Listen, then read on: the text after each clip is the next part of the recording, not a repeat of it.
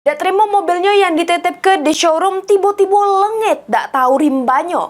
Emek rumah tangga di Palembang ngelapor ke Polda Sumsel jeru pasal pemalsuan tanda tangan sama penggelapan.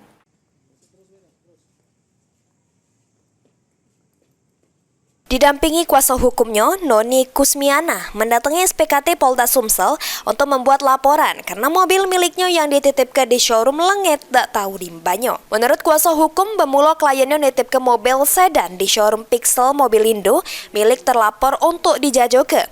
Namun berjalannya waktu, mobil tersebut malah tak ada lagi. Dikatakan kuasa hukumnya diduga mobil tersebut dilesingke lagi oleh terlapor tanpa persetujuan pelapor dengan memalsukan tanda tangan untuk melancarkan ke aksinya. Dengan bukti yang cukup, pelapor ngelapor ke kejadian tersebut karena mengalami kerugian mencapai 200 juta rupiah. Ibu Noni ini kan menitipkan kendaraan sedan Accord kepada Pak Vici tadi sehingga beberapa bulan untuk dijual kan. Namun setelah beberapa bulan mobil ini dilunasi di leasing Buana tanpa ada koordinasi dengan Ibu Noni selaku klien kita. Nah, seiring berjalan, kendaraan ini PPKB-nya diambil dengan surat kuasa dipalsukan, ya kan?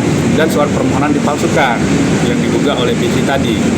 Nah, jadi setelah itu mobil pun tidak tahu keberadaannya sampai saat ini.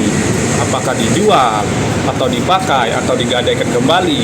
Nah, ini yang jadi keberadaan mobil ini yang diduga sudah digelapkan oleh Pak PC tadi. Ini laporan pelapor sudah diterima oleh petugas piket SPKT Polda Sumsel jeru pasal pemalsuan tanda tangan sama penggelapan, serta pelapor berharap laporannya cepat diproses oleh Polda Sumsel.